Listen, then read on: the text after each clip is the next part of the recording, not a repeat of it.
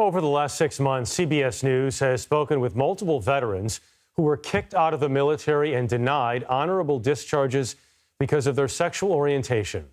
After trying with little success to get the Pentagon to address this, the vets have now filed a class action lawsuit. Chief investigative correspondent Jim Axelrod spoke to one of the plaintiffs.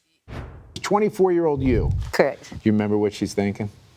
Adele, I was proud at that time. Putting on that uniform was everything.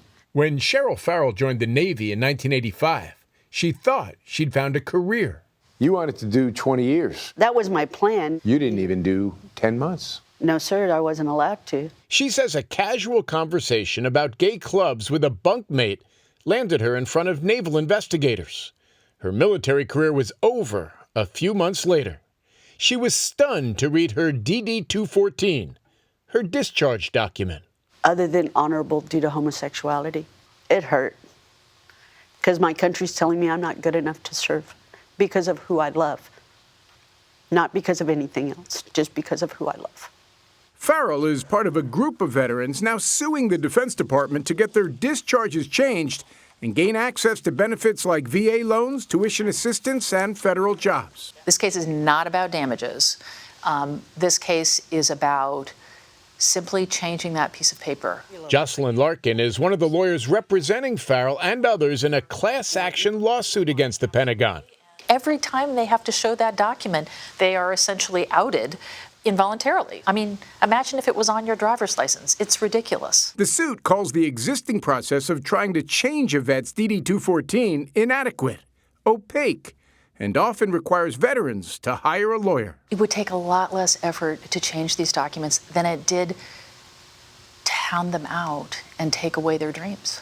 As for Cheryl Farrell, she still has hope for an upgraded discharge and plans for when she gets one. Once they change my discharge, I'm going to frame both of those DD-214s and hang them up. Because I want the country to know that I was willing to serve and die for my country, but you're telling me I'm not able to serve because of who I love? And you're not even willing to serve, but you get all the benefits. How fair is that? A Pentagon spokesperson told CBS News the department does not comment on pending litigation, but in an earlier statement stood by its existing discharge upgrade process. The department said legal counsel is not required to apply for an upgrade and that it has maintained a goal to finalize 90% of all cases within 10 months. Jim, what communication has the lawyer had with the Pentagon? Right. So the lawyer said, hey, why don't we not go all the way to lawsuit? Wrote the Pentagon a letter, said we have these issues 18 months ago, and the Pentagon declined to have any sort of meeting. That's why this lawsuit has ensued. And no contact with you either? No, we've tried every time. It's an ongoing investigation. This is our fourth story. Each time we respectfully say, hey, look, it's been 12 years. Next month, it'll be 12 years since the implementation of this repeal.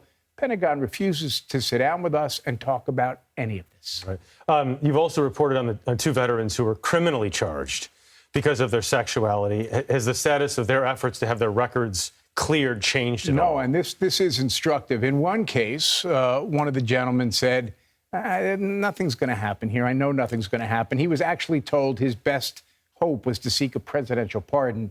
He's got a better chance of winning the lottery. The other person tried and then gave up because the process was so confusing, so onerous. The lawyer, Jocelyn Larkin, said she's been a lawyer for decades. Even she has trouble following along the process. Pretty compelling work by you and the investigative team, Jim. Thanks. Thank you.